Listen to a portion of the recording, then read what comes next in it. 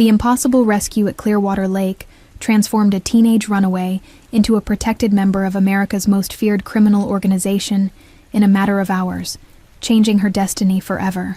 The sunset painted Clearwater Lake with strokes of orange and gold, reflecting off the water like dancing flames. Beneath the old wooden pier, Jessie huddled with her thin arms wrapped around her knees, watching the ripples lap against the weathered posts. At 17, she was small for her age, her dark hair unwashed for days, her clothes worn thin from months on the run. Her backpack, containing everything she owned in the world, sat beside her like a faithful companion. Her stomach growled angrily, a painful reminder that her last meal had been half a sandwich from a gas station dumpster yesterday morning. The gnawing emptiness had become a constant companion, almost as reliable as the fear. From her hiding place, Jessie could see the sprawling lake house perched on the hillside, its windows gleaming in the fading light. Cars worth more than most houses lined the circular driveway, their polished surfaces reflecting the sunset. The sounds of laughter and music drifted across the water, accompanied by the tantalizing aroma of grilled steaks and seafood. Her mouth watered involuntarily, the hunger becoming sharper, more insistent. Men in expensive suits mingled with women draped in jewelry that caught the last rays of sunlight. Bodyguards stood at strategic points around the property, their stance and vigilance betraying their purpose despite their formal attire. Jessie knew enough about the world to recognize power when she saw it. These weren't ordinary rich people. The way they carried themselves, the deference shown to the silver-haired man at the center, spoke of something darker. She should leave, find another place to hide for the night. This wasn't her territory. An instinct warned her that these were dangerous waters, both literally and figuratively. Yet exhaustion anchored her to the spot. A woman in a white swimsuit appeared at the dock, her graceful figure drawing Jessie's attention. Unlike the others in their formal wear, she seemed carefree, her long auburn hair cascading down her back like liquid copper. The woman dove into the water with practiced ease, her body cutting through the surface in a clean arc. She began to swim with powerful strokes, moving further from shore, away from the party, and toward the center of the lake. Jessie watched with a mixture of envy and admiration. The woman moved through the water with such freedom, such confidence, like she had never known fear or hunger, like the world had always been a safe place. Everyone should know how to swim, her mother had told her years ago, during one of the few happy memories Jessie could still recall. Water can save you or kill you. Respect it, but don't fear it. Those swimming lessons at the community pool felt like they belonged to someone else's life now.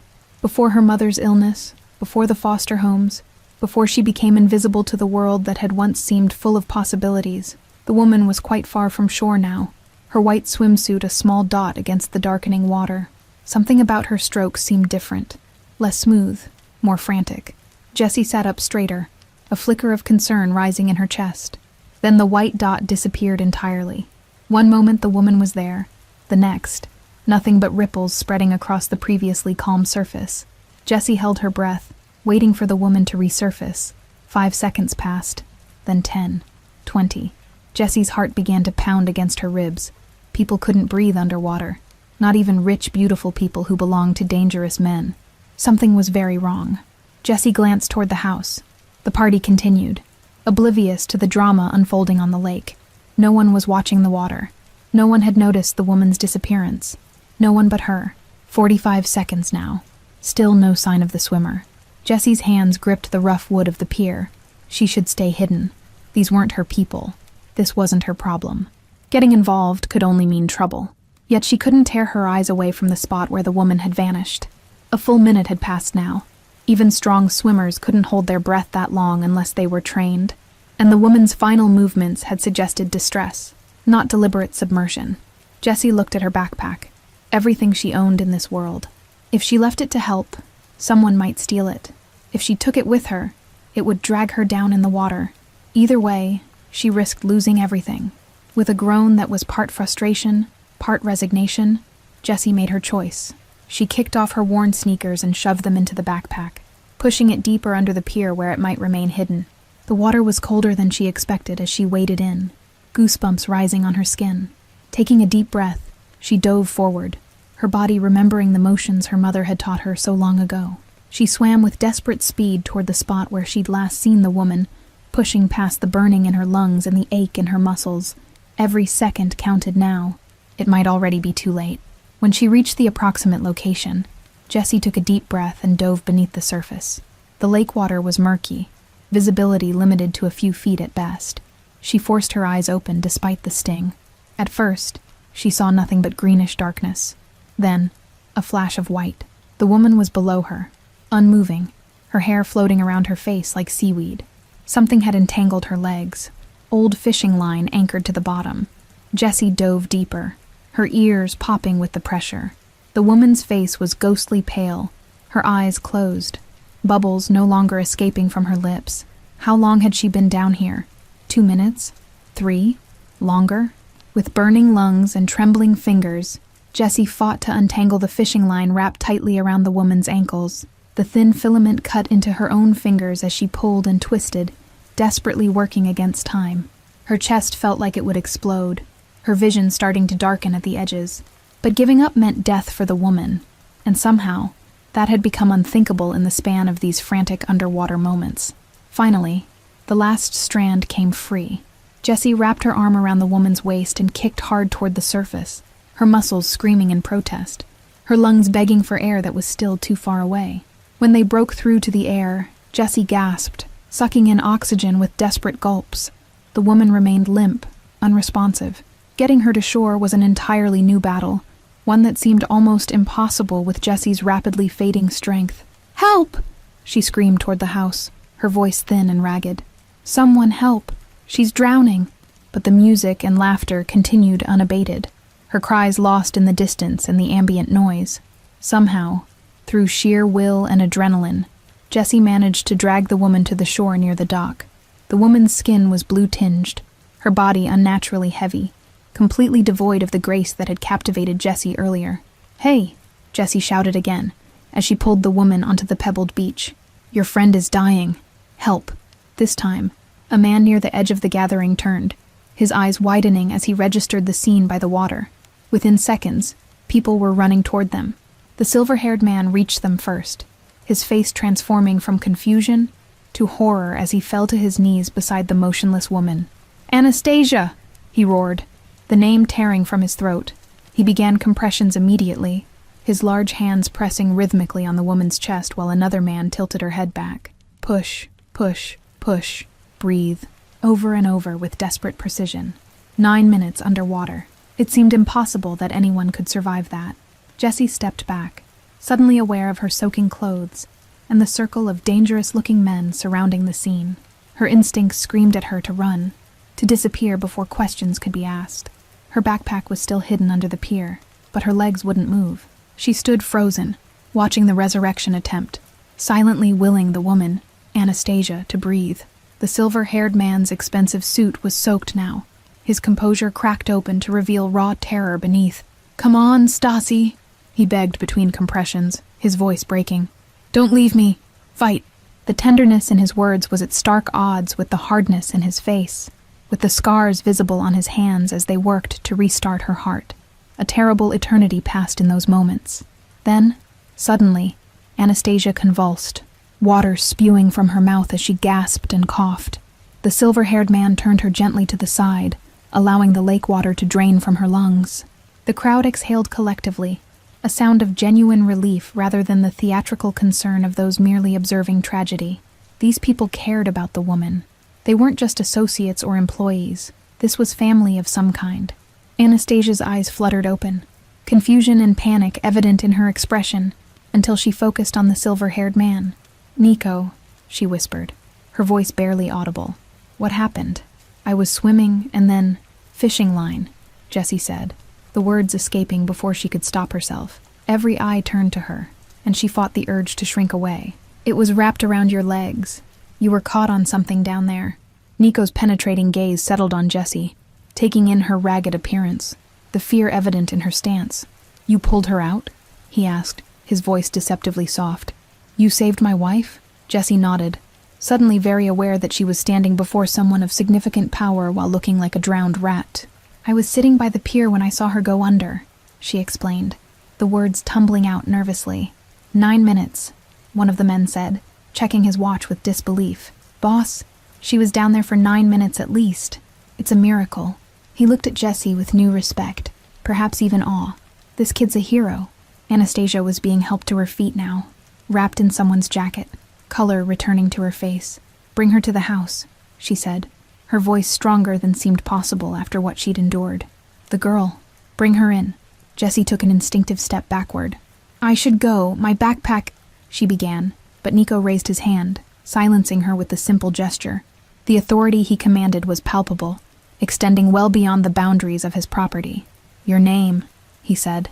It wasn't a question, but a gentle demand. Despite his soft tone, Jessie knew with absolute certainty that refusing to answer wasn't an option. These people operated by different rules than the ordinary world. "Jessie," she replied, trying to keep the tremble from her voice. Jessie Reeves. The name was only partly a lie. Reeves had been her mother's maiden name, not the one on her birth certificate or foster care documents. Nico stepped forward, his eyes, a startling ice blue, studying her with unsettling intensity. "Jessie Reeves, you gave me back my world today. That debt will not go unpaid." He gestured toward the pier. "Go get your backpack, then come up to the house." For a moment she considered running, grabbing her things and disappearing into the woods before they could stop her. But something in Nico's expression told her that wasn't a real option. Besides, where would she go? Back to hunger and fear and hiding. As if reading her thoughts, Anastasia spoke up, her voice gentle but firm. "Please, Jessie, let us thank you properly. A meal, at least. You look like you could use one." The kindness in her eyes was genuine, surprising given her ordeal. With reluctant steps, Jessie retrieved her backpack from beneath the pier, clutching it to her chest like armor. When she returned, a man in a black suit, clearly security, escorted her up the path toward the sprawling house on the hill.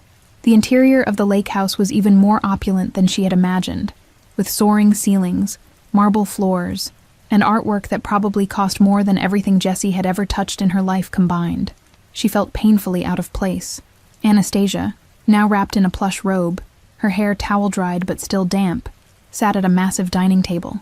Despite her near-death experience, she maintained an aura of elegance. "Sit," she said, gesturing to the chair beside her. "Eat." A plate piled high with roast beef, potatoes, and vegetables appeared before Jessie.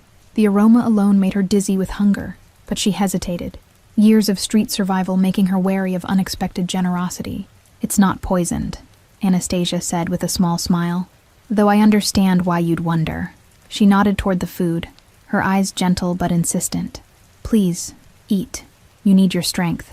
Jessie took a cautious bite, then another, then found herself devouring the meal with barely contained desperation. The flavors exploded on her tongue, almost painfully delicious after weeks of dumpster scraps and stolen gas station snacks. While she ate, Nico spoke quietly with men in suits in the corner of the room. Their conversation was hushed but intense, with occasional glances in her direction. Jessie pretended not to notice, focusing instead on her plate. "How old are you, Jessie?" Anastasia asked, sipping a glass of water, the ice clinking against crystal. Her hands trembled slightly, the only visible sign of her ordeal besides the unusual pallor of her skin. 17, Jessie answered, debating whether to lie but deciding against it. Something told her these people would know. 18 in December. She didn't mention that her birthday would pass unmarked, as it had for years now. Anastasia's eyes narrowed slightly. "And where are your parents? Your family?" Her tone remained casual, but the question was pointed, direct. No dancing around difficult topics here. "Dead. Foster care. Then I ran." Jessie kept her answers clipped, mechanical. The less detail she provided, the fewer threads they could pull. "Been on my own for about 8 months now." Nico returned to the table, taking a seat at the head. His presence changed the energy in the room, the air becoming somehow thicker, charged with an authority that needed no announcement or validation. "Foster care," he repeated, the words dropping like stones into still water. "Which means there are people looking for you. Official records. Paperwork." His tone betrayed no judgment, merely a clinical assessment of facts. Jessie's stomach tightened despite the wonderful food. Probably not very hard. I wasn't anyone's priority. She'd learned early in the system that some kids were more adoptable than others. At 17, she'd aged out of desirability. The last family. Anastasia prompted gently. "You ran from them. Why?" There was something in her question. Not mere curiosity, but genuine concern, as if the answer mattered to her personally. Jessie's hand instinctively went to her ribs where the bruises had long since faded, but the memory remained vivid. Mr. Peterson drank. Mrs. Peterson pretended not to notice. I got tired of being his punching bag. A muscle twitched in Nico's jaw, the only change in his otherwise impassive expression. These Petersons, he said, the name spoken with quiet venom. Where do they live now? What does it matter? Jessie asked, suddenly wary. I'm never going back there. I'll disappear again if I have to. She pushed the now empty plate away, fight-or-flight instinct beginning to override her hunger and exhaustion. Nico exchanged a look with his wife, a silent communication born of years together. You won't have to, he said simply. But my organization functions on information. Knowing things is how we survive. Your organization, Jessie repeated, the euphemism hanging in the air between them. Look, I appreciate the food, but I should go. I've caused enough trouble. She began to rise, reaching for her backpack. 9 minutes underwater, Anastasia said, stopping Jessie with those 4 words. The doctors my husband called while you were eating confirmed it's medically impossible to survive that long without permanent brain damage. Yet here I am. A miracle, one of the men by the door murmured, crossing himself. The gesture seemed out of place in this realm of wealth and implied violence, yet deeply sincere.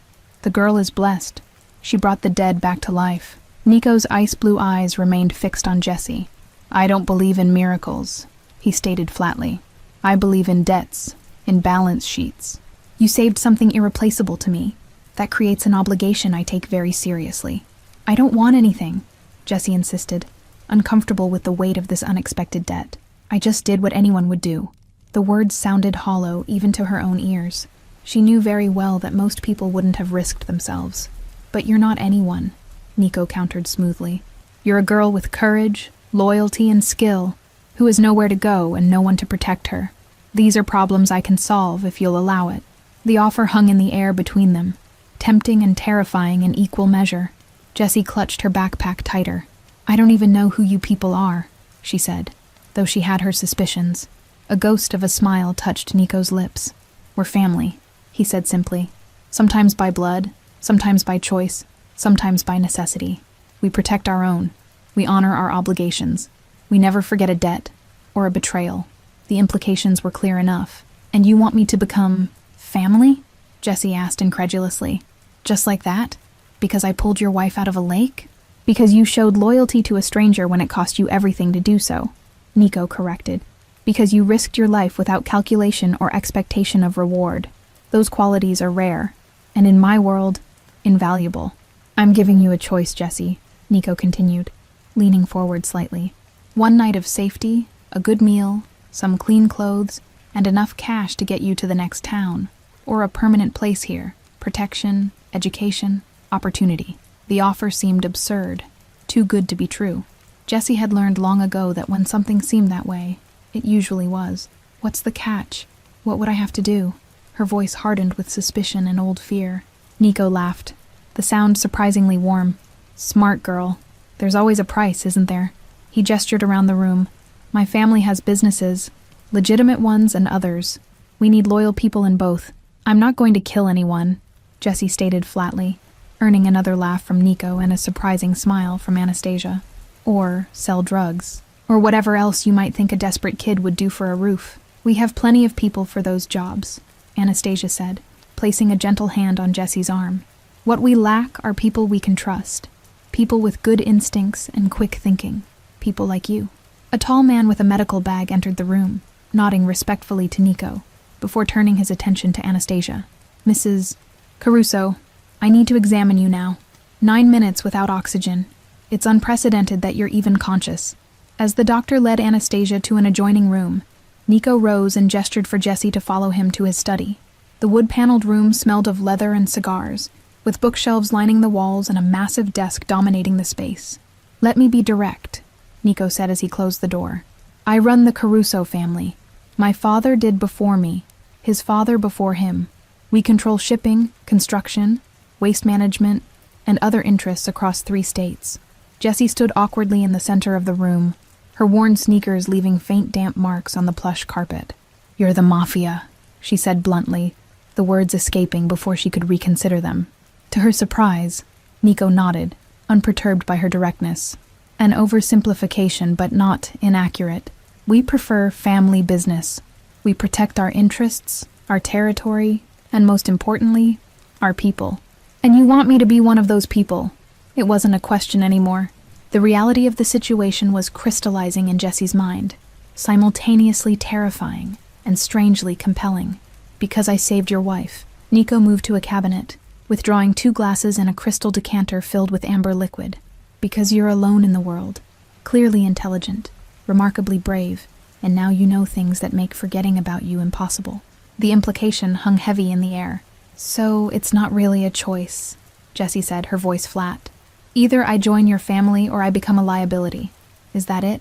She tensed, suddenly very aware of how isolated they were in this room. There's always a choice, Nico corrected, pouring a small amount of liquor into each glass. You can walk away tonight with enough money to start fresh somewhere else. But that life, always running, always hungry, always afraid, is that really living? He handed her one of the glasses, the gesture surprisingly respectful for their vast difference in status and power. A toast to new beginnings, he suggested, raising his own glass.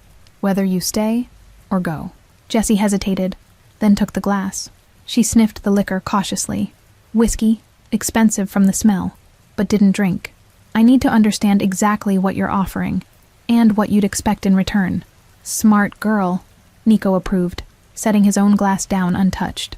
I'm offering legal guardianship until you turn 18, then employment, education through college if you want it, and the protection of my name. Legal guardianship? Jessie repeated skeptically. How would that even work? I'm in the system. There's paperwork, background checks, home studies. She'd seen enough foster placements to know the bureaucratic tangle involved. A smile touched Nico's lips, not reaching his eyes. Paperwork can be managed. Obstacles removed. By tomorrow afternoon, you could be legally under our care with all the proper documentation in place. The casual confidence with which he dismissed the labyrinthine foster care system was both frightening and oddly reassuring. This was a man accustomed to bending systems to his will, to making the impossible happen with a word. What about the Petersons? Jessie asked, thinking of her former foster parents. They get paid to keep me. They'll report me missing if they haven't already. The thought of her former foster father still made her skin crawl. Something dangerous flickered in Nico's eyes. They'll sign voluntary termination papers. Trust me when I say they'll be highly motivated to cooperate and then forget they ever knew you. The threat was veiled, but unmistakable. I don't want anyone hurt because of me, Jessie said quickly, though a small, dark part of her couldn't summon much concern for the man who had used her as a punching bag for months. Pain is rarely necessary when fear is an option, Nico replied with a dismissive wave. Now, what else concerns you? Ask your questions. This is the moment for transparency between us. Jessie set her untouched drink aside. What happens when I turn 18? What will you expect me to do for the family business? This was the crux of it. What kind of life was she really being offered? That depends on your talents and interests, Nico answered, moving to sit behind his desk. We have legitimate enterprises that need bright minds. The restaurant chain, the construction company, the import business, all real, all profitable. And the other businesses? Jessie pressed, unwilling to accept vague assurances. The ones that aren't so legitimate? Would I be expected to participate in those too? She needed clarity, needed to know exactly what lines she'd be crossing. No one in my organization is forced to break laws they're uncomfortable with, Nico stated, his tone suggesting this was a point of pride. But everyone understands loyalty and discretion. Some things you may see or hear. Stay quiet. Look the other way, Jessie finished for him. I understand that part. I've been in foster homes where that was the rule too. She'd learned early to pretend not to notice things. It was safer that way. Nico's expression changed subtly, a new respect evident in his eyes. You understand more than most then, but there's a difference here. You'll have power in this arrangement. Real power. Protection. Resources. A family that stands behind you. A knock at the door interrupted them. A man with salt and pepper hair and military posture entered, bowing his head slightly toward Nico. Boss, the doctor wants to speak with you. About Mrs. Caruso. Concern flashed across Nico's face, the first genuine emotional crack Jessie had seen in his carefully controlled expression. Stay here, he instructed Jessie before following the man out, closing the door firmly behind them. Alone in the study, Jessie's first instinct was to search for an escape route. Old habits died hard. She moved to the window, finding it overlooked the lake where everything had changed just hours ago. The water was dark now, silvered with moonlight, deceptively peaceful. Somewhere beneath that calm surface lay the fishing lines that had nearly claimed Anastasia's life. Would have claimed it if Jessie hadn't been in the right place at the right time. Her own reflection stared back at her from the glass. Thin face, wary eyes, clothes now dry but still wrinkled and stained from months of hard living. Behind her reflection, she could see the luxury of the room, the life she was being offered. This was her moment of choice. The backpack by the door contained everything she owned in the world. She could grab it and be gone before they returned, disappearing into the night, back to the hunger and fear and loneliness she knew. Or she could stay, accept this bizarre twist of fate, becoming part of a criminal family, yes, but also finding a home, safety, perhaps even purpose. Neither choice was perfect. Neither was entirely clean. The door opened again, revealing Anastasia rather than Nico. She'd changed into silk pajamas, her damp hair now dry and loose around her shoulders. Despite her ordeal, she moved with natural grace. "The doctor says I should have brain damage," she said without preamble, closing the door behind her. 9 minutes without oxygen. It's impossible that I'm standing here talking to you, functioning normally. She crossed the room to stand beside Jessie at the window, both of them looking out at the dark water. Yet here I am, alive, breathing, thinking clearly. A miracle, they're calling it. Do you believe in miracles, Jessie? No, Jessie answered honestly. I believe in luck, good and bad. I've seen too much of the bad kind to put much faith in divine intervention. She'd prayed enough as a child, with little evidence anyone was listening. Anastasia smiled, the expression warm and genuine. Before today, I might have agreed with you, but now, she touched her throat gently, as if still feeling the water that had filled her lungs. Now I'm not so sure. She turned to face Jessie fully. I know what Nico has offered you. I know you're weighing your options, trying to determine the lesser evil. I understand that calculation better than you might think. You weren't born into this, Jessie guessed, seeing something familiar in the woman's eyes. A knowledge of life before, of choices made that couldn't be unmade. You chose it too, like I'm being asked to do. Anastasia nodded, leaning against the windowsill. I was a law student when I met Nico. Bright future, conventional path. I knew exactly who he was, what his family did. I made my choice with open eyes. Do you regret it? Jessie asked. The question direct, necessary. Being part of this world, this family, all the things you must have given up?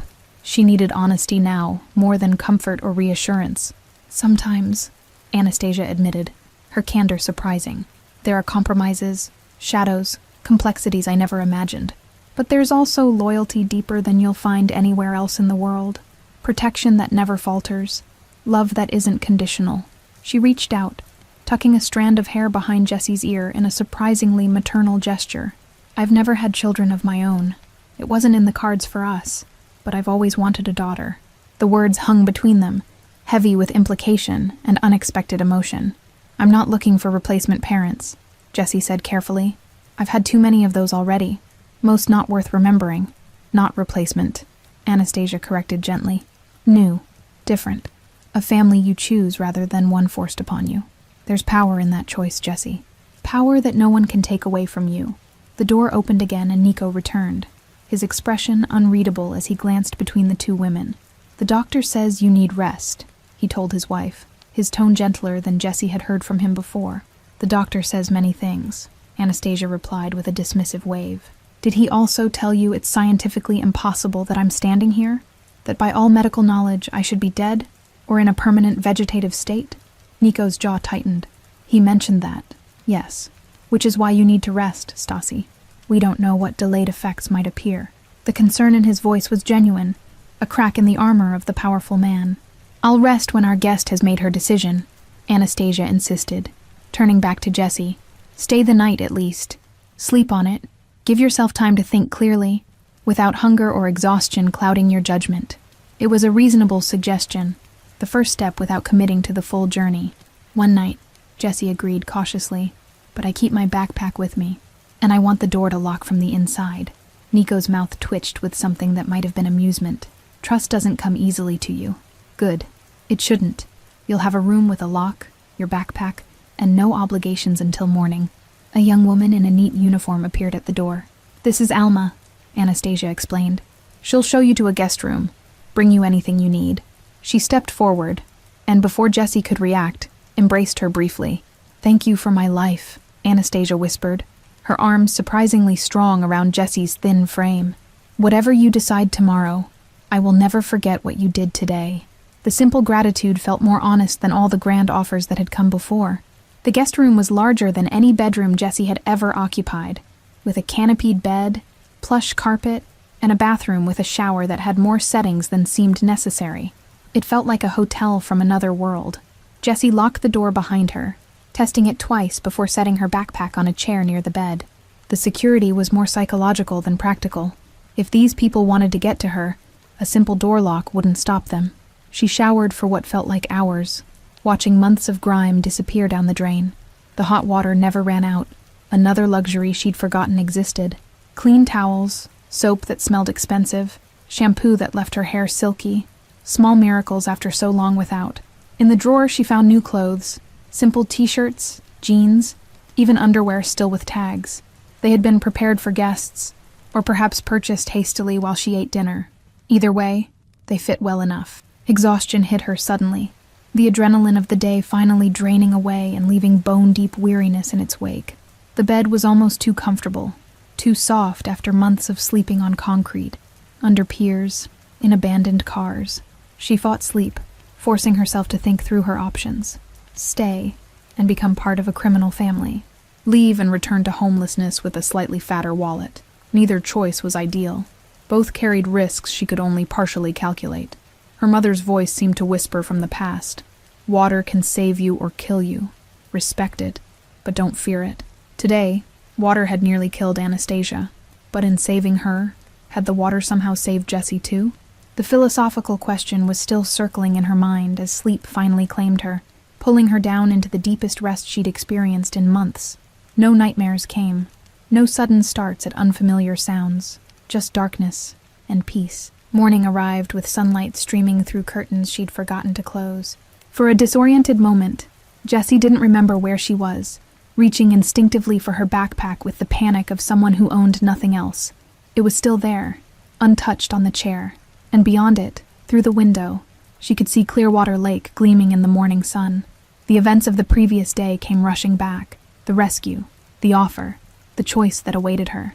A soft knock at the door startled her. She pulled on the new jeans and t-shirt before answering, finding Alma waiting with a breakfast tray.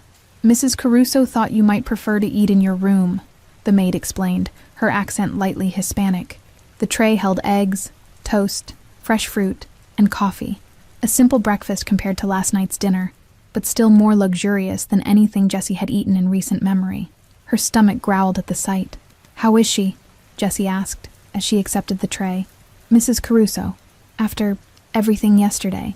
She found herself genuinely concerned about the woman who had nearly died in her arms. Alma's expression softened. "The doctors are amazed. No damage they can detect. She is calling it a miracle, saying you were sent to save her." The maid crossed herself quickly. Many in the house are saying the same. Jessie felt uncomfortable with the religious interpretation, the implied divine purpose. It wasn't a miracle, just luck and swimming lessons. She set the tray on a small table by the window, suddenly less hungry despite the delicious aromas. "Sometimes those are the same thing," Alma replied with a gentle smile. "Mr. Caruso has asked to see you when you're ready. No rush. Enjoy your breakfast." She departed with a small bow, closing the door softly behind her. Jessie ate slowly, savoring each bite while watching the activity around the lake house. Men in suits coming and going, security personnel patrolling the grounds, cars arriving, others departing, a well-organized operation in constant motion. When she finally made her way downstairs, she found Nico in a different study, this one overlooking the front drive rather than the lake.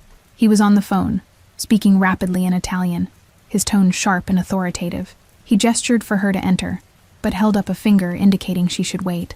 Jessie stood awkwardly, taking in the details of the room, awards from civic organizations, photos with politicians and celebrities, all carefully arranged to present an image of legitimate success. Nico ended his call and set the phone aside. "Did you sleep well?" he asked, the question oddly normal given the circumstances. "Alma said you enjoyed your breakfast." His manner was different today, less intense, more casual. Yes, thank you, Jessie replied automatically, manners from an earlier life resurfacing.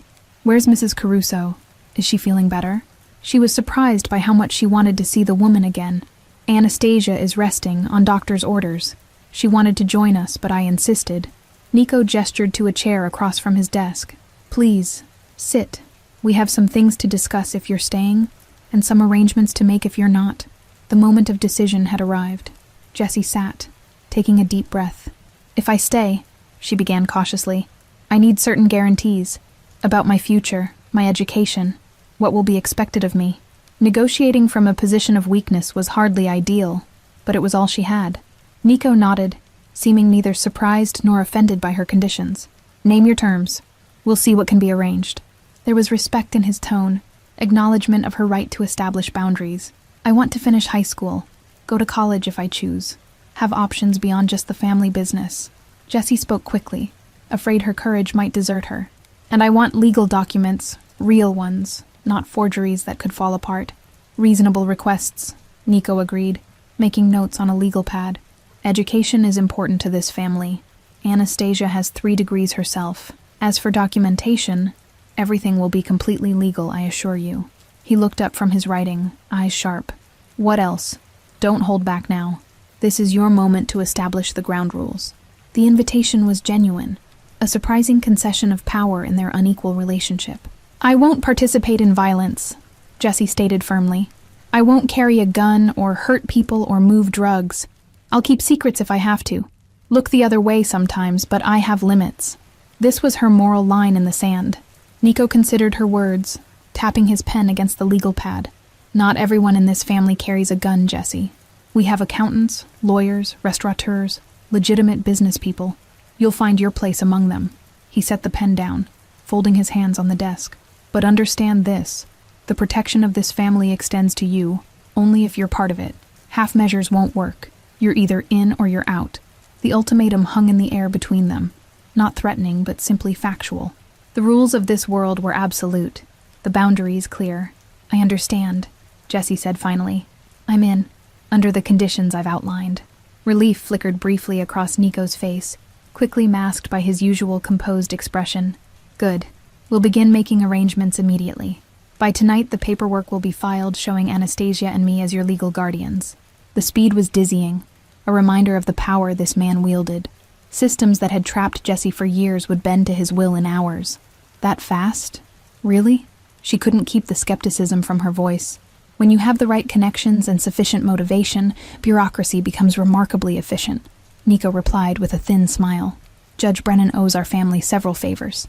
He'll expedite everything. A knock at the door interrupted them. Anastasia entered, looking remarkably recovered despite the doctor's orders to rest. She wore a simple sundress, her hair pulled back, minimal makeup highlighting her natural beauty. You should be resting, Nico admonished, though his tone held more affection than anger. The doctor was very clear about... He stopped, as Anastasia waved away his concerns with an elegant gesture. I've spent enough time horizontal for one lifetime, she said, moving to stand beside Jessie's chair. Besides, I wanted to be here when she made her decision. She looked down at Jessie with genuine warmth. And? She's staying, Nico answered before Jessie could speak, under certain conditions regarding education and participation in family business. He handed the legal pad to his wife, who scanned the notes with an approving nod. Smart girl, Anastasia murmured, setting boundaries from the start. She handed the pad back to her husband. I'd like to add one condition of my own. Swimming lessons twice weekly with me. Your technique saved my life, but it could use refinement. The offer startled a laugh from Jessie, the first genuine laugh she'd experienced in months. The sound felt foreign in her throat, rusty from disuse. I'd like that, she agreed, surprised to find she meant it. Excellent, Anastasia said, satisfaction evident in her voice. Now for practical matters. You'll need clothes, school supplies, personal items. We'll go shopping this afternoon, after I've spoken with Principal Warner about your enrollment. The mention of school sent an unexpected jolt of anxiety through Jessie. I've missed almost a year, she admitted. I might be behind. She'd always been a good student before her life fell apart. The thought of failing now was unexpectedly painful. We'll arrange tutoring, Anastasia assured her, seemingly unsurprised by Jessie's concern for her education. You'll catch up quickly. Intelligence isn't your problem, just opportunity. That's changing today. A phone rang, and Nico excused himself to take the call in the corner. His voice dropped to a murmur, the conversation clearly private despite their presence in the room. Jesse noticed how Anastasia deliberately didn't listen, a practiced courtesy. "There's something you should know," Anastasia said quietly, taking advantage of Nico's distraction. "About yesterday, about me." Her expression turned serious, her voice dropping so only Jesse could hear. Jesse leaned closer, instinctively understanding the need for discretion. "What is it?" she asked, equally quiet. Something in Anastasia's manner suggested a confession, a truth not widely shared. "When I was underwater, tangled in those lines, I wasn't just drowning," Anastasia began, her eyes distant with the memory. "I was gone, dead by any medical definition. No heartbeat, no brain activity, nothing." She touched Jesse's hand, her fingers cool despite the warm room. "I saw light, felt peace.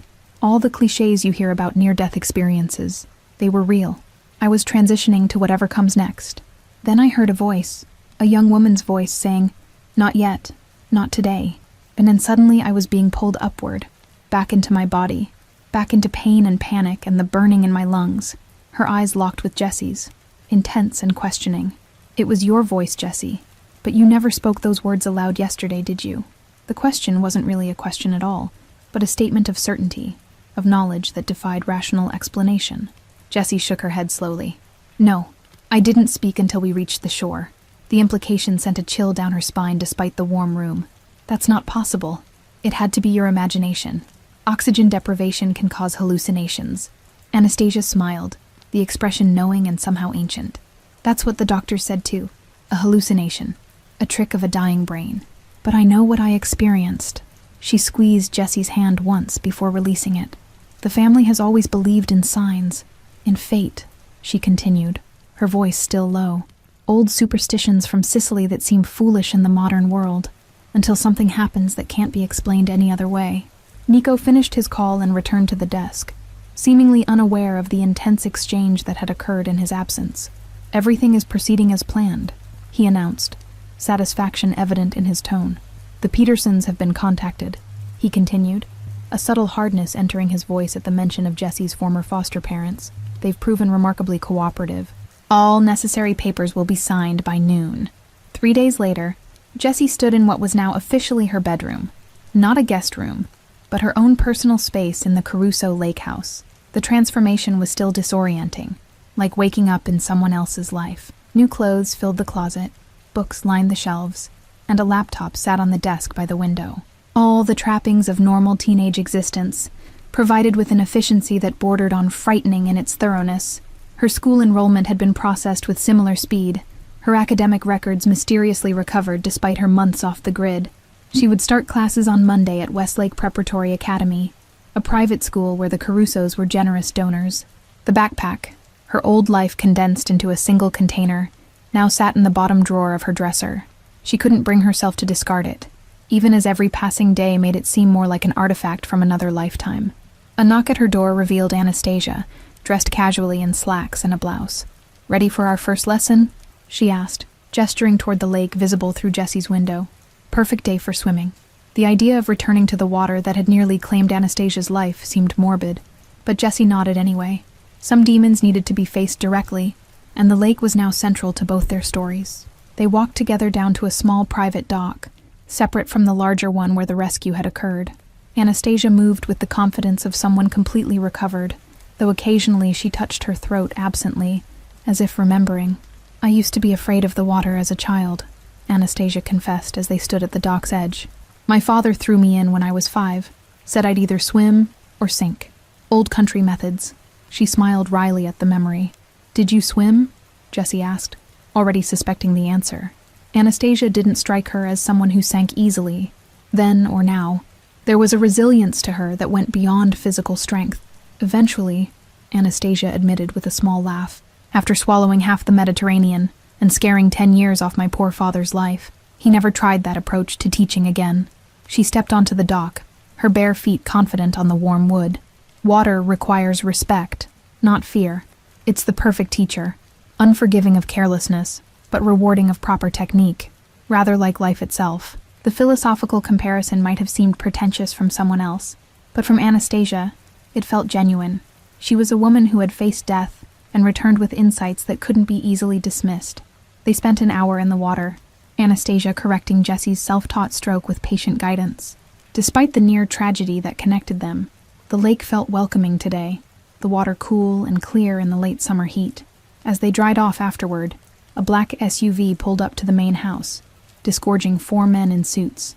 Even from a distance, Jesse could see they moved with the deliberate purpose of those on serious business. Nico's associates, Anastasia explained, noting Jesse's attention. They won't disturb us. This part of the property is considered private, off-limits for business discussions.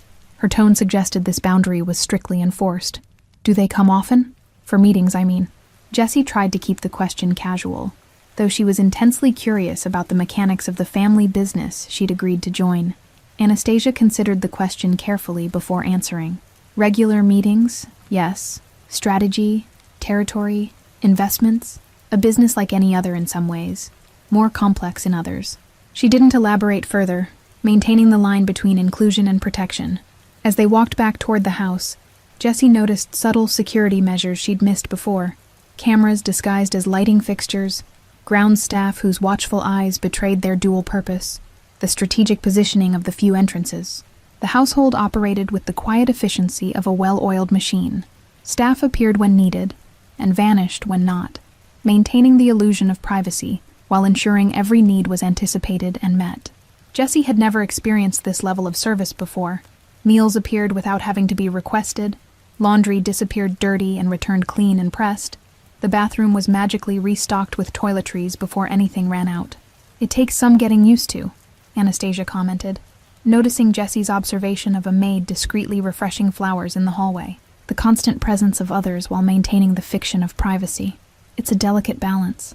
Does it ever feel, invasive? Having people always around, watching, listening?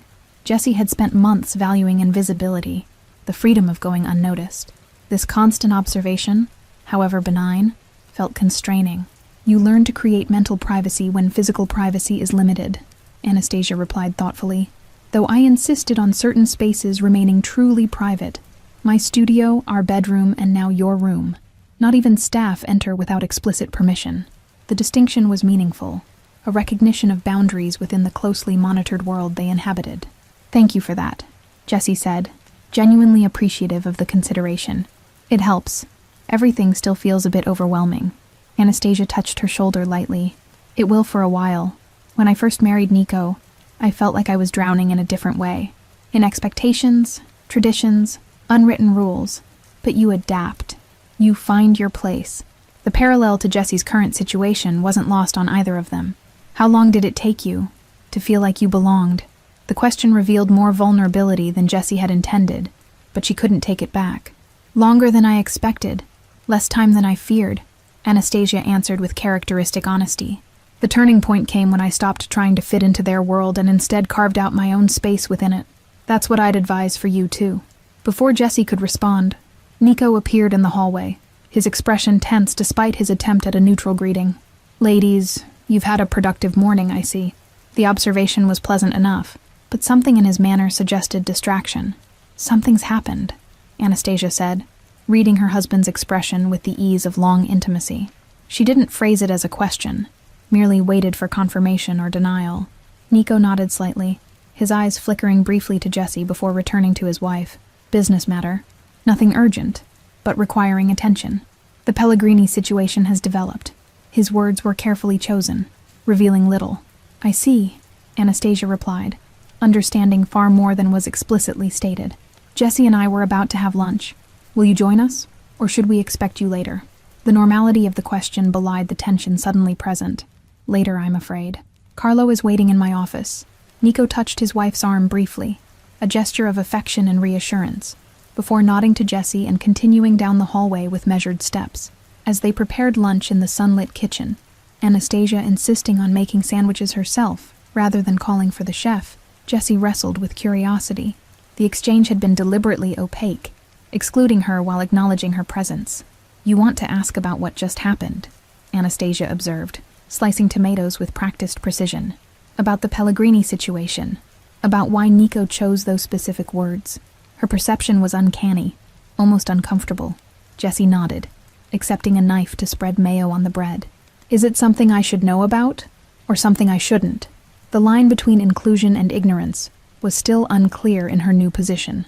The Pellegrinis are another family, with interests that occasionally conflict with ours, Anastasia explained, her tone matter of fact. There's been tension recently over a shipping terminal.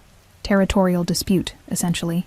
She arranged the sandwiches on plates with the chef's attention to presentation. Nico mentioned it in front of you deliberately. A first step in trust, acknowledging business matters without excluding you entirely. It's progress. The realization that the exchange had been calibrated specifically for her benefit was both unsettling and oddly touching. I'm being integrated, gradually. The process was more methodical than she'd anticipated. Precisely, Anastasia confirmed, setting their lunch on the terrace table overlooking the lake. Too much information too quickly would be overwhelming and potentially dangerous. For you, and for us. Trust builds in layers like varnish on fine wood. They ate in comfortable silence for a few minutes, the sounds of birds and distant boats creating a peaceful backdrop that seemed at odds with discussions of territorial disputes and rival families. The contrast was jarring, yet somehow fitting. When Nico says family, he means it in two ways, doesn't he? Jessie observed, piecing together the dual meaning that permeated every conversation. Blood and business, intertwined but not identical. Anastasia's approving smile confirmed the accuracy of the insight. Very good. Yes. Family by blood, family by oath, family by marriage, family by adoption. Like you. Different paths, same destination, same obligations and protections. And the business side, the organization. That's what people mean when they say. Jessie hesitated, uncertain whether the word was acceptable in polite conversation within these walls. When they say mafia, an oversimplification, but not inaccurate, Anastasia replied, echoing Nico's earlier assessment. Though we prefer La Familia, or simply the business. Words have power, and some carry unfortunate Hollywood connotations. The distinction seemed semantic, yet crucial, a way of framing their world that acknowledged its nature, while rejecting external characterizations. So what exactly does the family business do, besides shipping terminals and territorial disputes? Outside on the lake, a patrol boat with the Caruso family crest moved along the shoreline, its crew scanning the water and surrounding woods with practiced vigilance. Jessie had quickly learned that security was never an afterthought here. It was woven into the fabric of daily life, as natural as breathing.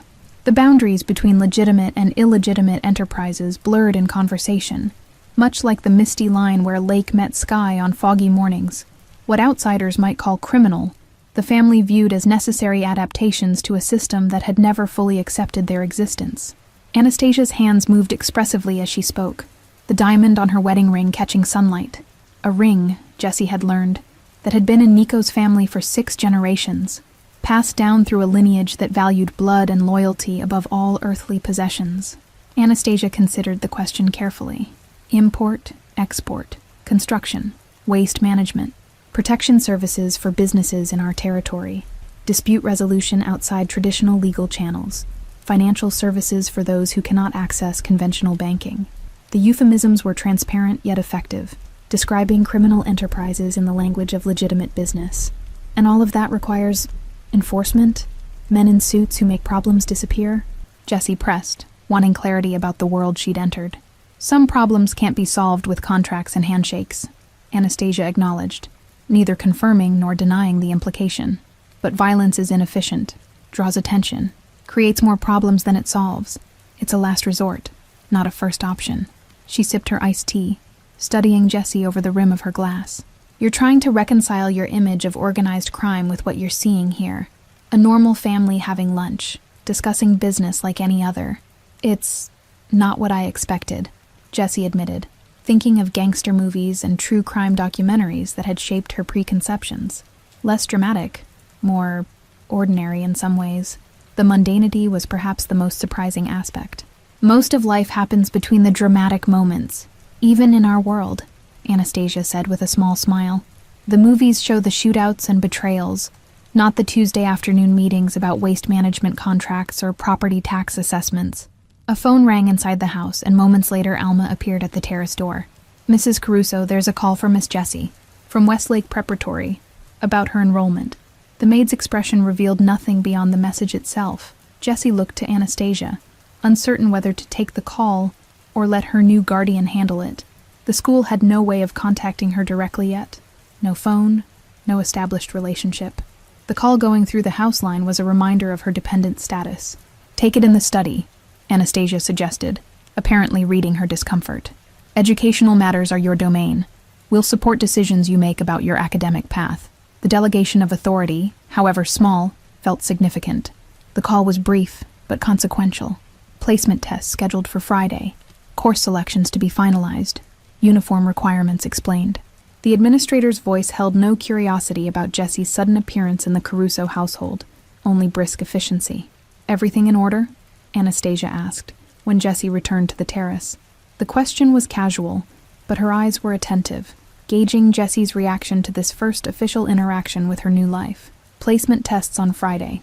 They want to see where I stand after being away." Jessie couldn't quite keep the anxiety from her voice. "What if I'm too far behind? What if I can't catch up?" "You will catch up," Anastasia stated with such conviction that doubt seemed foolish. "We'll arrange tutoring, whatever support you need. Academic excellence is non-negotiable in this family. Education is power, independence." The conversation was interrupted by the sound of car engines on the main drive, multiple vehicles arriving simultaneously, moving with purpose rather than the casual pace of social visitors. Jessie tensed instinctively, reading the energy shift. Alma appeared at the doorway again, her composure slightly fractured. "Mrs. Caruso, Mr. Caruso requests your presence in his office. Immediately." The emphasis on the last word conveyed urgency beyond the simple message. Anastasia rose smoothly, all casual relaxation vanishing in an instant. "Of course. Jessie, please wait in your room until we call for you." Her tone brooked no argument, the instruction clearly a security measure rather than a suggestion. Jessie nodded, understanding intuitively that questions would be unwelcome in this moment. She made her way upstairs quickly, noting the increased presence of security personnel in the halls, their hands positioned for easy access to concealed weapons. From her window, she could see the source of the disturbance. 3 black SUVs and a police cruiser parked in the circular drive. Men in suits and uniforms stood in tense clusters, body language suggesting confrontation rather than cooperation. Her heart rate accelerated, old instincts flaring to life. Police meant questions, system involvement, potential recognition. Had someone connected her to her official identity? Was her fragile new arrangement already in jeopardy? A knock at her door startled her away from the window. Carlo, one of Nico's closest associates, stood in the hallway, his expression grave. "Miss Jessie, Mr. Caruso asks that you join them downstairs. There's a situation requiring your involvement." The formal phrasing didn't mask the seriousness of the request. Jessie followed him through the house, noticing how other staff melted away from their path, creating an isolation corridor that felt deliberately orchestrated. The main study had transformed into a scene of barely contained tension. Nico sat behind his desk, Anastasia standing beside him with perfect posture that betrayed nothing of her thoughts. Across from them sat a middle-aged woman in a severe suit, flanked by a uniformed police officer. "Miss Reeves?" the woman began, consulting a file on her lap. "Or should I say, Jessica Porter? We've been looking for you for quite some time." Her tone combined professional concern with underlying suspicion, the voice of authority confronting perceived deception. Jessie froze, her assumed name stripped away in an instant. 8 months of careful anonymity collapsed with a single sentence. "How did you find me?" The question escaped before she could consider its implications. "Anonymous tip," the officer provided, his expression neutral but watchful. "Someone called the hotline, said you were staying here. Given the nature of the household, we felt immediate intervention was warranted." The implication was clear. A runaway minor in the home of a known crime family triggered automatic red flags in the system. The officer's hand rested casually near his weapon, betraying tension despite his professional demeanor. "Jessica has been legally placed in our custody," Nico stated calmly, sliding a folder across the desk. "All paperwork was filed and approved 3 days ago. Judge Brennan signed the guardianship order personally. The social worker, for that was clearly her role, accepted the folder with visible skepticism. That's highly irregular, Mr. Caruso. The normal home study process takes weeks, sometimes months. Background checks, interviews, inspections. Nothing about this situation is normal, Ms. Winters, Anastasia interjected smoothly. Jessica saved my life last week. Our petition for emergency guardianship cited exceptional circumstances, which Judge Brennan recognized as valid. Ms. Winters examined the documents with growing disbelief, finding every signature, stamp, and certification perfectly in order. These appear legitimate, but I must verify their authenticity, and I need to speak with Jessica privately. Of course, Nico agreed, gesturing toward an adjoining room. Officer Ramirez can remain in visual contact through the glass partition, ensuring everyone's comfort while maintaining appropriate confidentiality. The compromise was diplomatically presented but left no room for negotiation. Ms. Winters hesitated, then nodded curtly. This way, Jessica. She gathered her files and moved toward the indicated room. Once alone, the social worker's professional facade softened slightly. Jessica, are you here willingly? Are you safe? You can speak freely. Her concern seemed genuine despite her initial suspicion. I'm here by choice, Jessie confirmed, maintaining eye contact to convey sincerity. The Carusos have been kind to me. Better than... She trailed off, the memory of her last foster placement still raw despite the intervening months. Your file indicates you ran from the Peterson home 8 months ago, Ms. Winters prompted, consulting her notes. There were no reported incidents, no complaints filed. What made you leave? The question triggered a flash of anger. No reported incidents? Are you serious? Jessie pulled up her sleeve, revealing a faint scar along her forearm. Mr. Peterson gave me this with his belt buckle. Mrs. Peterson saw it happen and said I provoked him. Outside the window, Jessie noticed Nico speaking with one of his men, his gaze occasionally drifting toward the room where she sat with Ms. Winters. Even from this distance, she could feel his protective vigilance, a foreign sensation after months of having no one watching over her. The social worker's eyes lingered on the scar, professional detachment momentarily giving way to genuine compassion. In her decade working within the system, she'd seen too many similar marks, too many children failed by the very institutions designed to protect them. A clock ticked steadily on the wall, marking seconds of silence as Ms. Winters processed this new information against the pristine record of the Peterson home. Somewhere in the house, Jessie could hear the faint sounds of security personnel communicating via radio, the Caruso household shifting into defensive formation. Ms. Winters' expression shifted, professional skepticism giving way to a more personal concern. Did you report this to your caseworker? There's nothing in your file about abuse allegations. She made a note in the margin of her documents. I tried. Twice. Was told I needed evidence beyond my word. Jessie's voice remained steady despite the painful memories. After the third time he put his hands on me, I decided the streets were safer. Turns out I was right. Ms. Winters made several more notes, her expression troubled. The Petersons were considered exemplary foster parents. 5 stars in our system evaluation. This is concerning. She closed her file with a decisive motion. Your current situation is highly unusual, Jessica. The Carusos have no prior history as foster parents, and their background would normally disqualify them automatically. Her gaze drifted to the window where Officer Ramirez watched vigilantly.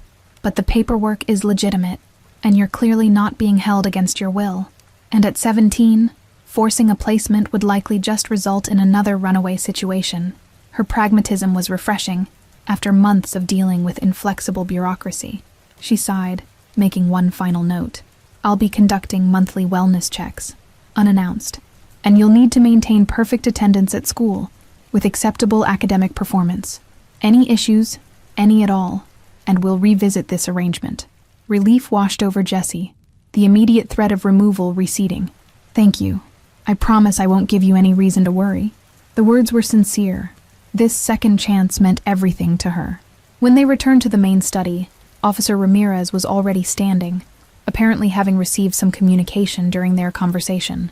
We need to go, Ms. Winters. Another call just came in. The social worker nodded, gathering her belongings with brisk efficiency. Mr. and Mrs. Caruso will be in touch. Jessica, remember what I said. With that terse farewell, the pair was escorted from the property, their vehicles disappearing down the winding driveway. As the door closed behind them, the tension in the room dissipated tangibly. Nico loosened his tie with a gesture of controlled frustration. Someone tipped them off. Someone who knew you were here. The implication hung heavy in the air. Who else knows I'm staying with you? Jessie asked, mentally reviewing the limited interactions she'd had outside the household in the past few days. Very few people, Anastasia replied, her voice tight with controlled anger. The legal team, the household staff, the doctor who examined me after the rescue, the school administrators, a handful of our most trusted associates. Nico moved to a cabinet, pouring himself a small measure of scotch. Someone in that circle either talked carelessly or deliberately. Either way, it's a security breach that needs addressing. The calm delivery didn't mask the seriousness of his intent. What happens now? Jesse asked, uncertain whether the crisis had truly passed or merely changed form. They'll be watching us, won't they? Looking for any excuse to step in again. Now, Nico said after taking a measured sip from his glass, we accelerate your integration, make you so firmly part of this family that no one, not social services, not the police, can question your place here. His expression softened slightly as he looked at her. Are you prepared for that, Jesse? Once we take the next steps, there's no going back. You won't just be living under our roof. You'll be Caruso in all but blood. The weight of the decision settled on Jesse's shoulders, heavier than she'd anticipated when she'd agreed to stay. This was more than guardianship or sanctuary. It was identity transformation, permanent allegiance. What exactly does that mean? Being Caruso in all but blood? She asked, needing clarity before committing to this deeper level of integration. Half measures and ambiguity had no place in such a decision. Nico exchanged a look with his wife before answering. It means a formal ceremony, witnesses, oaths, recognition by the other families, protection that extends beyond legal guardianship to something more encompassing. It means learning our traditions, our history, Anastasia continued, moving to stand beside Jesse. It means accepting responsibilities along with privileges. It means being held to the same standards as any born Caruso. The prospect was simultaneously terrifying and oddly appealing. After years of temporary arrangements and provisional acceptance, the permanence offered a stability Jesse had almost forgotten could exist. When would this happen? Through the window, Jesse could see additional cars arriving. Sleek black vehicles with tinted windows that screamed both wealth and discretion. Men in suits emerged, greeting each other with the formal respect of old alliances, their casual movements belying the power they collectively wielded. The reality of what she was stepping into crystallized in that moment. This wasn't just a family, but a dynasty with centuries of tradition, blood oaths, and carefully guarded territories. Yet something in their loyalty to one another called to the abandoned part of her soul that had been searching for belonging. From somewhere in the house came the sounds of final preparations, crystal glasses being arranged, voices giving instructions in rapid-fire Italian, the subtle but unmistakable clicks of security protocols being implemented. The air itself seemed charged with anticipation of the evening's significance. Tonight, Nico answered without hesitation. The heads of the allied families are already gathering for the monthly council. We'll announce your adoption formally with all the traditional observances. Jesse's heart raced at the immediacy of the timeline. Tonight? But I don't know the traditions, the protocols. What if I make a mistake? Say the wrong thing? The fear of embarrassment, of failing at this crucial moment, was suddenly overwhelming. Anastasia squeezed her shoulder reassuringly. We'll prepare you. The ceremony itself is simple. It's the meaning behind it that carries weight. The words are just formalization of what's already been decided in our hearts. The sentiment might have seemed saccharine from anyone else, but from Anastasia, who had literally died and returned, it carried a resonance that transcended mere comfort. This woman had seen beyond the veil and returned with different priorities. Alma will help you prepare, Nico said. All business again. Appropriate attire, basic protocols. Carlo will brief you on the families who'll be present. You'll need to know who's who. Appearances matter tonight. The next hours passed in a whirlwind of preparation. Alma produced a simple but elegant black dress that fit Jesse perfectly, suggesting it had been purchased specifically for this occasion, further evidence of Nico's confidence in her decision. Carlo, surprisingly patient, walked her through a virtual family tree of the allied organizations. Names, territories, specialties, hierarchies. The Romanovs control the docks. The Argento family manages gambling and entertainment. The Bonetti group handles distribution. Remember their rankings. Respect flows upward, always. By early evening, the lake house had transformed. Staff moved with practiced efficiency, preparing the formal dining room for what was clearly no ordinary dinner. Security doubled, then tripled, positions established at every approach to the property. They're starting to arrive, Anastasia announced, appearing in Jesse's doorway in a stunning crimson dress that complemented her auburn hair. Are you ready? The question encompassed far more than physical preparation. Jessie took a final look in the mirror, barely recognizing the poised young woman who stared back.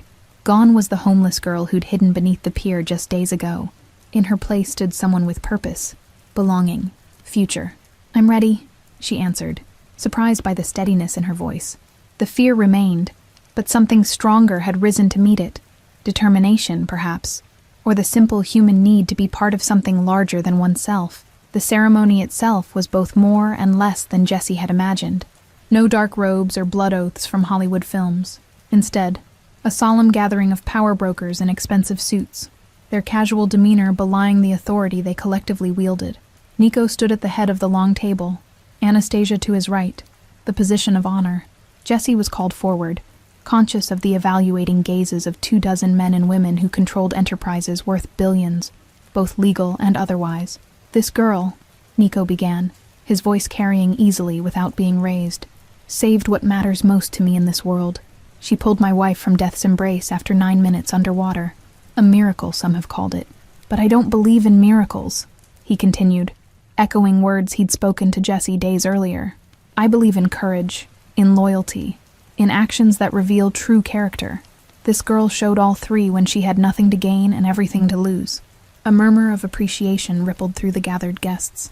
In a world where calculated self-interest governed most decisions, selfless action carried a particular weight, a currency more valuable than mere money. The old traditions teach us that a life saved creates a debt that can never truly be repaid, Nico continued, his hand resting lightly on Jessie's shoulder. But it can be honored, through acceptance and protection, through family. He turned to face Jessie directly. Jessica Porter no longer exists. That girl died in the foster system that failed to protect her. From tonight forward, you are Jessica Caruso, under my protection and name, with all the rights and responsibilities thereof. An elderly man at the far end of the table leaned forward, his accent thick with old-world cadence. Has she been told what this means? What she accepts by taking your name, Niccolo. Our ways are not for the faint of heart. She knows, Anastasia answered before her husband could speak, her voice carrying the authority that came from her unique position. She's made her choice with open eyes, as I did when I joined this family. The old man nodded, seemingly satisfied by Anastasia's vouching. Then let it be witnessed. He raised a glass in formal acknowledgement, an action immediately mirrored by every person at the table. A small box appeared in Nico's hand, opened to reveal a delicate gold pendant on a chain. The symbol etched into its surface matched those worn by several others in the room. An ancient Sicilian crest, Jessie realized, recognizing it from Carlo's briefing. This has been in our family for generations, Nico explained as he lifted the necklace, traditionally passed from father to daughter upon her 16th birthday. You're a bit late, but the sentiment remains. With surprising gentleness, he fastened the chain around Jessie's neck. The pendant rested just below her collarbone, its weight slight but significant. Wear it always. It marks you as Caruso, protected and bound. The metal warmed against her skin, seeming to pulse with the history it carried. How many daughters before her had stood in similar ceremonies, accepting the weight of family legacy? The room fell silent, all eyes on this moment of transformation, this alchemical shift from outsider to blood. Jessie felt a strange certainty settle over her, as if the pendant itself carried some ancient wisdom that transferred through contact. The frightened girl who had hidden under piers and scavenged from dumpsters seemed like a character from someone else's story now. Around the table, the gathered family heads watched with expressions ranging from approval to calculation to genuine warmth. Their world operated on different principles than the one she'd left behind. Justice dispensed without courts, loyalty valued above all virtues, protection that extended beyond any system's boundaries. Anastasia stepped forward, holding something that caught the light. Jessie's mother's silver locket, retrieved from her backpack without her knowledge. Your past remains part of you, she said softly. We don't ask you to forget, only to move forward. With equal care, she placed the second chain around Jessie's neck, the two pendants hanging side by side, past and present, loss and gain, a visual representation of life's strange continuity through disruption and change. Jessica Caruso, Nico announced to the gathered witnesses, his voice carrying the weight of formal declaration. Recognized and accepted. Any action against her is action against our family with all consequences thereof. The traditional pronouncement triggered a response from around the table. glasses raised in acknowledgement, nods of acceptance. A few murmured "Benvenuto" from the older generation. The simplicity of the ritual belied its significance. What followed was a dinner of surprising warmth and occasional humor, the feared crime bosses revealing themselves as people with families, inside jokes, and human concerns beyond their business interests. A heavy-set man with a booming laugh regaled the table with stories of his grandson's soccer triumphs. An elegant woman in her 60s discussed art acquisitions with Anastasia. Business was mentioned only obliquely, through shared references and careful euphemisms. Jessie found herself seated between Carlo and a young man introduced as Philip Benetti, heir to one of the allied families. "First big family dinner?" he asked with a sympathetic smile. "It's overwhelming, I know. I was 16 at my first one. Does it get easier?" Jessie asked, keeping her voice low as she navigated the intimidating array of silverware before her. Knowing who's who, what not to say, all the unwritten rules, the question revealed more vulnerability than she'd intended. Philip considered thoughtfully. Not easier, exactly. More familiar. Like learning a language through immersion. One day you realize you're thinking in it without translating first. His insight suggested a similar experience of adaptation. As the evening progressed, Jessie became aware of subtle dynamics at play. Alliances indicated through seating arrangements, status communicated through deference patterns, future intentions telegraphed through seemingly casual questions. A silver-haired woman near the end of the table studied Jessie with particular intensity, her eyes missing nothing as she whispered something to the man beside her. Later, Anastasia would explain this was Donna Eleonora, matriarch of the Belmonte family, whose approval carried weight equal to any 3 men in the room. Wine flowed freely, loosening tongues just enough for Jessie to glimpse the complex web of relationships underpinning the formal business arrangements. Beneath the polished veneer of respectable commerce lay generations of shared secrets, blood debts, and unspoken understandings. Servants moved silently around the periphery, their presence acknowledged only when needed, their ears presumably deaf to conversations that could topple empires or end lives. Jessie wondered if she would ever achieve that level of selective awareness, the ability to see everything while appearing to notice nothing. This was education of a different sort than she'd receive at Westlake Preparatory. Equally complex, equally demanding, but focused on the intricate power dynamics that governed a world most people pretended didn't exist. Later, as guests began to depart with formal farewells and final congratulations, Nico drew Jessie aside. "You did well tonight. Observed more than you spoke. Showed respect, without subservience. These are good instincts." His approval, unlike that of previous authority figures in her life, felt earned rather than arbitrarily bestowed. "Thank you for trusting me with this. With all of it." The gratitude encompassed far more than just the evening's ceremony. "Trust is mutual," Nico replied, his usual intensity softened slightly. "Remember that. This life offers protection, opportunity, family, but demands absolute loyalty in return. There is no halfway with us, Jessie." The reminder was unnecessary, but telling. Even in this moment of celebration, the underlying realities remained present. The warmth and acceptance were genuine, but so were the expectations and boundaries. "I understand," Jessie assured him, her hand unconsciously touching the dual pendants at her neck. "I made my choice at the lake. Everything since has only confirmed it was the right one." The certainty in her voice surprised even her. 3 months later, Jessie stood at the edge of Clearwater Lake, watching the winter sun glint off the now frozen surface. The transformation in her life since that fateful summer day seemed as dramatic as the season's change on the landscape. School was challenging but rewarding, her initial academic struggles giving way to growing confidence as intensive tutoring filled the gaps in her education. Her classmates, initially wary of the Caruso connection, had gradually accepted her presence. At home, and it truly felt like home now, she had found her rhythm within the complex household dynamics. Staff who had once been formal and distant now greeted her with genuine warmth. Security personnel who had watched her with suspicion now nodded respectfully. Anastasia had become a true mentor, their twice-weekly swimming lessons evolving into wider-ranging conversations about art, literature, and the delicate balance of maintaining individual identity within the constraints of family expectations. Nico remained more reserved, his approval communicated through actions rather than words. A thoughtfully selected book appearing on her desk, a comment to Carlo about her academic progress overheard in passing, resources made available without having to be requested. The pendant he'd given her during the ceremony rarely left her neck, now paired permanently with her mother's locket. Two halves of an identity that was neither entirely new nor completely continuous with her past self. Deep thoughts? Anastasia's voice interrupted her contemplation. She joined Jessie at the lake's edge, bundled elegantly against the winter chill, her breath forming clouds in the crisp air. Jessie smiled, no longer startled by her adoptive mother's uncanny ability to appear when her mind was most active.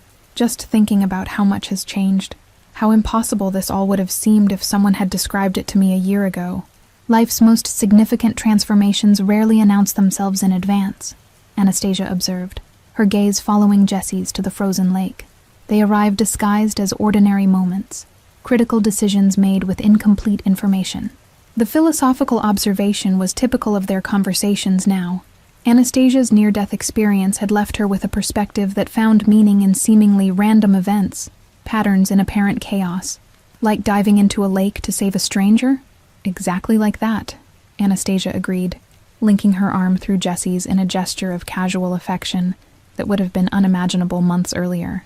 One moment of courage, changing everything that followed. They stood in comfortable silence, watching the winter light play across the ice.